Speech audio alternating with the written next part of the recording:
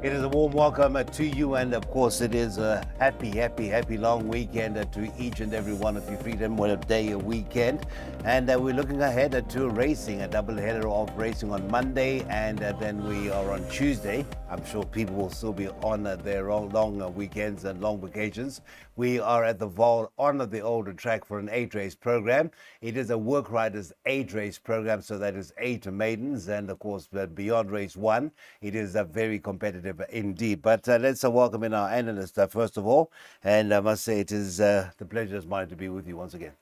Great to spend time with you once again, Cess. Thanks for assisting us today. You know what? First and foremost, you know Dean and Bianca DeMont? Yes. Their son's just been granted a work rider license, so we're going to be seeing the DeMont surname represented in work rider events very soon. And you know his first name? You do know his first name? No, I don't. Tegan. Tegan, that's it. Sorry. Yeah, Tegan. Tegan. He is actually met him many times. I just wonderful young man. Yeah, Wonderful. yeah, absolutely. Yes. Right. So race 1, Dylan's Champ. Let's go beyond the Dylan's Champ. Do we talk about that, or you are quite happy? Well, we do know that this horse has been scratched several times recently, but there's absolutely no doubt Fabian stepping him out in good order. It wouldn't be the case if he wasn't happy with what he's been dealing with back at home. And there's absolutely no doubt he's got the strongest form coming into this race. We know that form line has worked out extremely well. Immediate Edge has won several since then. Apache Chief, Spy Story, who he was sandwiched in between, have won since then. Count Hutiku won from further behind. I just hope that I know that he's going to be fit. I just hope he's moving well on the day. And he'll get all the assistance from Tsepiso because he's riding extremely well and he's one of the more senior work riders. I do want to touch on work rider Jay Warren. You know, says that he rode many winners for Steph Miller in Flamingo Park. Yes. And Julius. I think his very first ride on the Highveld was a winner for the Fissers in Perini Palace. Yeah. So if you're not happy in bankering number 1 Dylan's Champ, as I am, please include number 3 Trip to States. That's my second pick. The matter spoken. Bank of the 1 or back it up with a 3. 270 Rand is the outlay to that buy pot. Leg 1 gets underway with race 1 at 12:30. Okay, so a very touching thing indeed, as the gesture that the race 2 is become. It is named in memory of Belinda Victor. Work riders maiden plate is over the 1,000 meters, and we fondly remember Belinda. I think her memory will forever live on. The 8, Bright and Brazen, was the winner on a Sunday for the Lucky Ladies and Robin Klaassen, so that will be non-eligible for the second race. That leaves us 7 runners, and looking at the top of the boards, well, they've had a few chances. The 1, Sunfire, this will be outing number 10, and then you've got the 2, Panthera Ununcia, that is for the Bar and Border stable with Sam Osira aboard.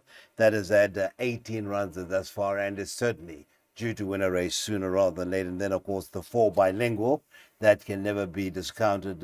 We know that one day that maiden win will come through. But our analyst, Mr. Marie, of the 3, I hope one of them is a part of your equation. Firstly, Sunfire, there's a comment in the front of the book because she's been off the track for 4 odd months, and Mr. Matchett says will need the run. Okay. So I didn't include her. I think she's far too short in the market. If you like her, wait until race time, you'll get better odds. Number 2, Panthera Uncia, and number 4, Bilingual, have met before. Now, Bilingual just got the better of her behind Mist in Ireland, but there wasn't much separating the two. Now, Sam Messia knows Panthera Uncia well because he did ride her on that occasion. So in this sort of lineup, I certainly give her a winning chance because the form on offer here isn't strong whatsoever. Then you got Bilingual. Also, Nati Fenny's sat on her back before, and right in the top of the computer form, you can see he ran second on her behind my one and only. Also, back in a work rider event, I think she's got a strong winning chance of here. Just back them up with number 3, Empress Wu, because she shows a tremendous amount of pace over 1,000 meters, well, over 1,200. It's the first time she's contesting a race over 1,000 meters, and in this sort of lineup, I'm not a fan of her form lines, but I think she's got a chance because, like I said, it's weak. It's weak form on offer here, and she's got fitness on her side and a very capable work rider. So we will get through this leg because I've got an order of numbers 2, 3, and 4. 2, 3, and a 4. There is the PA 2, 3, and a 4, and the outlay. Just the one banker that comes about in leg 5. That is race number 6. The 1 is at 360 rand. You have to have those PAs on by 1:05. And once again, it is, of course, in memory of Belinda Victor, work riders maiden plate. And also take note of that important scratching. 8, Bright and Brazen. Well, the first race had a standout bet, and that is your odds-on favorite Dylan's Champ. Race 2 was quite trappy. I think race 3 is trappy for different reasons, positive reasons. There is a bit of potential in the race, and there are some form lines to touch on, as Mr. Marie, I'm sure, will touch on when we do discuss this maiden plate over the 1,000 meters. It is the 3rd of 8, so that sees the start of the pick 6 at 20-2. The changes, no changes to speak of, Mr. Marie. Straight over to you. Yes, so I've gone as many as 3 runners here.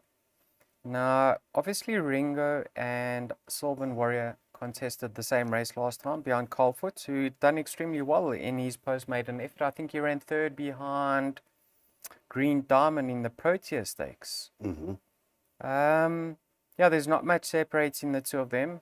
One can say that Ringo is more exposed, but on paper, there's nothing separating the two of them, so I've put them both in.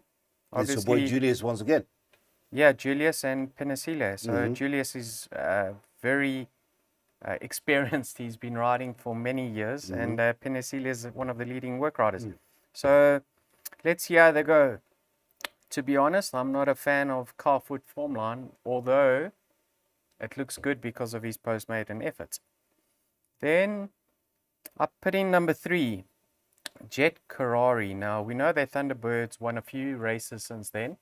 And by now, maybe that Thunderbird form line has been franked even further with Bilingual or Panthera Uncia winning from there because they both ran behind Thunderbird themselves. But what I do want to say, Cecil, have a look who rose further behind Thunderbird on debut. Ringo.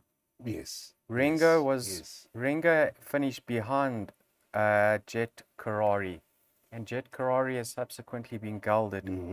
So I don't know his fitness levels, and I don't know who the stable elect is. However, if Jet Karari has improved for the gelding and is expected to run a forward race, I can see him winning on his return. So I've gone all of numbers 1, 3, and 7. 1, 3, and 7. Okay, what about the Magic Runner? Any word about that? Yes, I think I read in the front of the computer form that he will need this run. Let me just confirm that for you. Race 3 will need the run. Number 6, Iconic Winter. Thank you, Mr. Marie. The outlay for that pick 6 is 1,620 rand. And once again, 20-2 is your off-time race 3.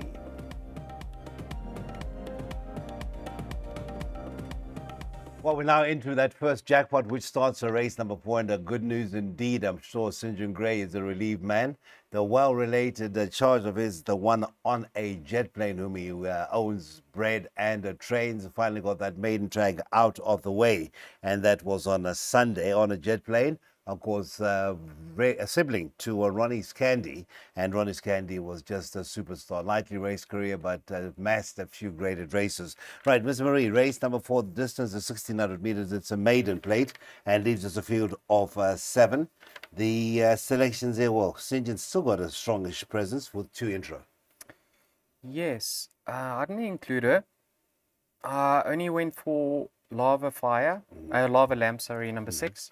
And Lady Noir. Now, they both very lightly raced. They've only had 2 and 4 runs respectively. Now, Lava Lamp, being by Raptor out of our ideal world mare, I expect her to go further in time to come. She does come back down to a mile. However, I don't think that's going to be an issue. My concern over here is it's a straight mile, Cecil, and it's not an easy race to time.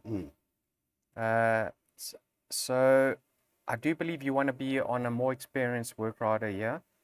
And she does have Philip Mlangeni in the irons. That form line obviously been franked with number one winning from there, hence her being scratched on a jet plane.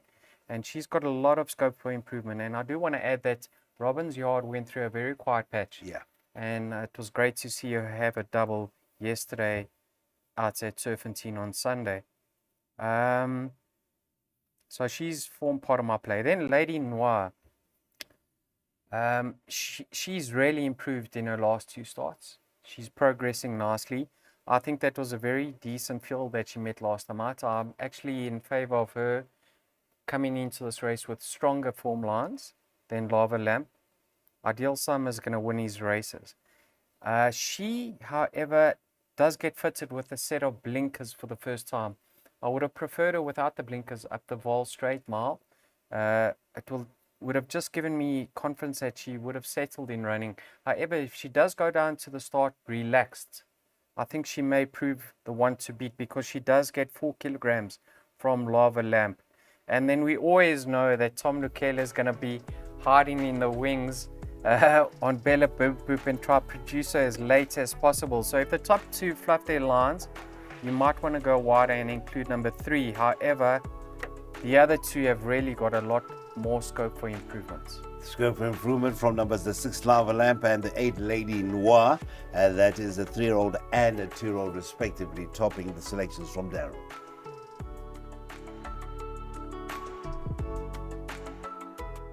On to race number 5, and this will be the start of our second and final jackpot on Worker Riders Day at the Vaal. We're on the standside track for this 8-race program. Race number 5 is over a distance of 1,600 meters. Certainly in volume of runners, Tony Peter has a strong hand. He's got all of 3 Sovereign Crown, who's at the 9 goes. He's got 6 Euphrates coming off a break after 2 goes, unflattering goes. First timer number 7, First Arrow, and finally the 8 Grand Legacy. Now the 8 Grand Legacy, it would be quite a unique victory if it were to win. The market doesn't suggest it will win because it will be one of those few instances where you have full siblings winning in the same 2 days. This is a full sibling to Bright and Brazen, number 8 Grand Legacy, Mr. Marie. Oh, right. Yeah. And I've always said Bright and Brazen's bred for further. So here we go. Maybe that's the reason why he's debuting over a mile. But firstly, Tom hasn't ridden a lot or even ridden for Tony. So I don't know how fancied he is. Whereas his stable riders have taken mounts on other rides over here. Yes. On other horses. Royal Miracle being one of them with Penicilia aboard for Washong. Great to see Washong have a winner yesterday. This horse is exposed. He's been knocking at the door thereabouts. He's got strong enough form to contest a race like this. But what you see is what you get. Sky Pillar Rock, I think his last effort was his best to date. So it looks like he's finally getting the hang of things. Mystic Vision and 2 for the Boys. Both finished alongside each other last time out. Once again, I'm skeptical of that form line. However, in this lineup, we can see them featuring. 2 for the Boys only had 2 starts to date. The Dam won over, I think, 1,400. So maybe the mile is being by Master of My Fate. The mile is really going to be his cup of tea. Then poor old Chieftain's Shield. Yeah.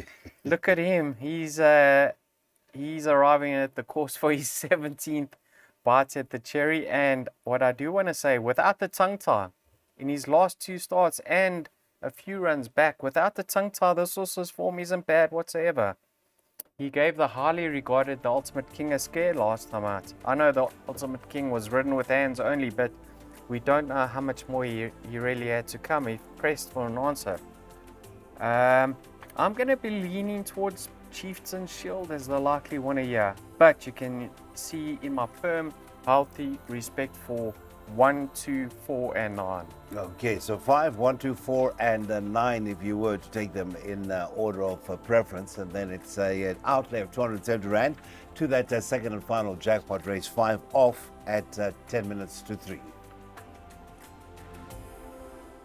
All right, so we're hastily going through this preview and into race number 6. The last chance to get involved in a pick 3. Again, a smallish field of 7. But I can say that tomorrow, this is recording on a Monday for Tuesday racing on the vaal, we are going to get 1 or 2 races that do throw up results. Now, race number 6, we've got an evens favorite. At one stage was around evens, and that is Sean Terry's charge Arctic Silver to be ridden by Mr. Siyabonga Mkombozi. You've got the 2 Lunar Rainbow, who was due to run recently, if memory serves right. 18 at 10, 4 to 1, and a better bar those. Those are the only 3 in single digits from what I looked at yesterday. Yeah, I want to ask you, Mr. Mtembu, the reason why I'm saying that is, where has Siyabonga been? He has been riding. His last ride was a winner. Yes. For Devilishly Gorgeous, or Yes. on Devilishly Gorgeous for the Crawfords. Crawfords, that was about 2 months ago, 3 months ago. Yeah, so this is his first meeting back, and really look forward to him back in the saddle, because I think he's got a racing head on his shoulders. I think he's a very talented rider. So if you fancy Arctic Silver, I think you can have a go, because a lot is in her favor. I think fitness, draw, jockey, no negatives on my behalf. Okay. Ginger Jam and Lunar Rainbow and Arctic Silver all competed against City Lights, and you can see Lunar Rainbow finished ahead of Arctic Silver and Ginger Jam. So there's not much separating numbers 1, 2, and 3. Lunar Rainbow gets Chamu Mabaya. She must have a chance. And then Ginger Jam with Penicillia aboard. I think she's crying out for this trip. By Duke of Marmalade, out of a Fort Wood mare who won over 1800 herself. I think she's crying out for 2000. And I wouldn't really be surprised if she had to reverse the form with numbers 1 and 2. So I think a lot will hinge on the pace and luck in running. I can see all of numbers 1, 2, and 3 winning here. Okay, 1, 2, 3. It shouldn't be beyond anything else. Beyond those 3. 1, 2, 3. I think anything else would really be the big train smash of the afternoon. That's the start of the last pick 3 as suggested by Darryl, an outlay of 27 Rand, and that's all for 25 past 3. Okay, so let's get to race number 7. This is the penultimate of the afternoon. 2,000 meters once again. It is a for hospitality bookings call. 01168117996. It is maiden plate over the 2,000 meters, and looking at the likely markets, the 2 Heroic Act would possibly be your marginal favorite after that very good second at 3/4 of a length behind Instant Attraction. Then you've got the likes of the 4 Gift of Royal, Brett Weber. His runners just seem to come up. Now, the one that is favorite, in fact, I've overlooked, and that is in the very lucky colors of Mr. Chinsami, and that is Brigham, the 3 from the Weho Mowing stable after a very good win. Overdue win from Soldier's Eye on Sunday, Samosia, and away they do form a potent partnership. Yep, and a full set of elements go on. Cecil, I tipped this horse last time. Sure, and I thought he was very unlucky. You're counting the money. Yeah, I was counting the money. 400 from home. I thought Andrew was traveling best of all. Well, 600 from home. Coming through the 400 and the gap never opened. And Andrew was sitting with a double handful, and he had to ease outwards, angle outwards several times. And when he finally got a run, the race was over. Stopped the traffic, and Fila Sunday skipped clear on the inside. So I think Brigham was very unlucky last time out. And with the blinkers staying on, he should go very close to winning. What I do want to add, though, is you need to watch that replay of that race, because there was a certain Alakanani, number 6, in that race, who many people thought would have been the winner if for not suffering interference at a crucial stage. So if you do have the time, you can either go onto YouTube and search for racing, or form grids, and you can pull up the replay, and you need to watch what happened to this horse. So I'm very surprised to see the one at 18-10 and the other at 14-1. There's absolutely no doubt that Alakanani has to harden in the market. There's too much value about him. And you got Tom Lukeli in the irons. He's going to put this horse to sleep at the back of the field. Whether he gets there in time remains to be seen, but he will be running on. The race doesn't stop there, Sis. Blurred vision, take note, the blinkers do come off, and I actually think that was one of his better runs without the blinkers last time. He was staying on in the latter stages. Gift of Rolls in form, the stable's in deadly form.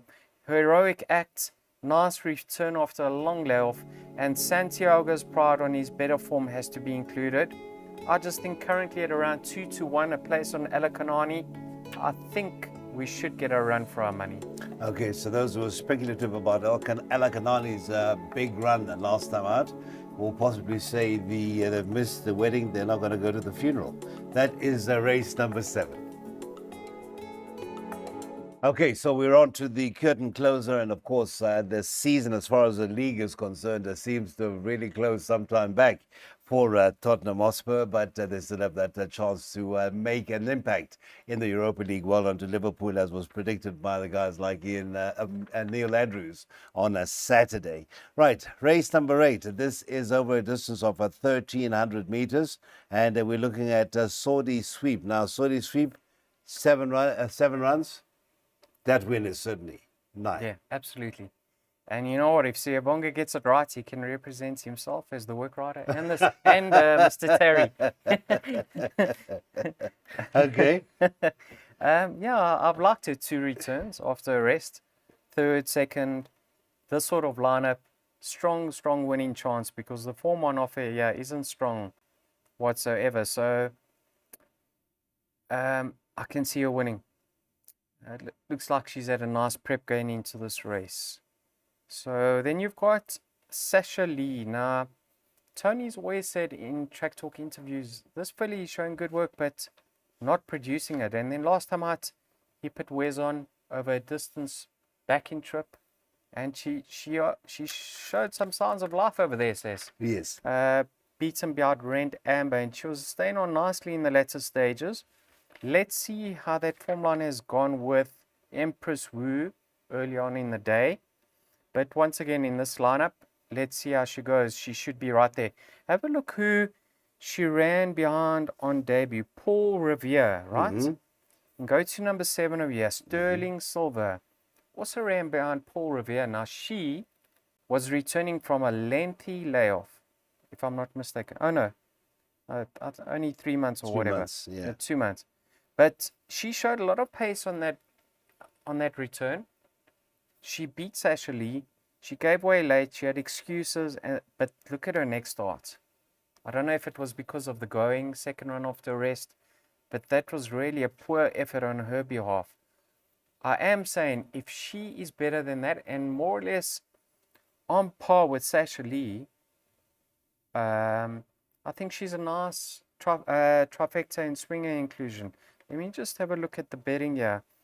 Now, Sasha Lee is 2-1. The one and would Sterling Silver is 35-1. Uh-huh. So let's just say if she does happen to finish second or third, we'll show a profit with our swinger box. First timer, nothing for you. So far, we haven't seen any movement. That is in those lucky colors. I see they had a grade 3 winner yesterday. Eh? Yeah, well done to Trevlin. The comment from the yard is, we'll need the run. Yeah, and the mother never won a race from 3 starts. 1, 7, and 9. That'll be the suggested swinger for the last race, race number 8. And of course, we're looking at the 1, possibly getting it right at the 8th time. Vaskin would not be winning out of turn.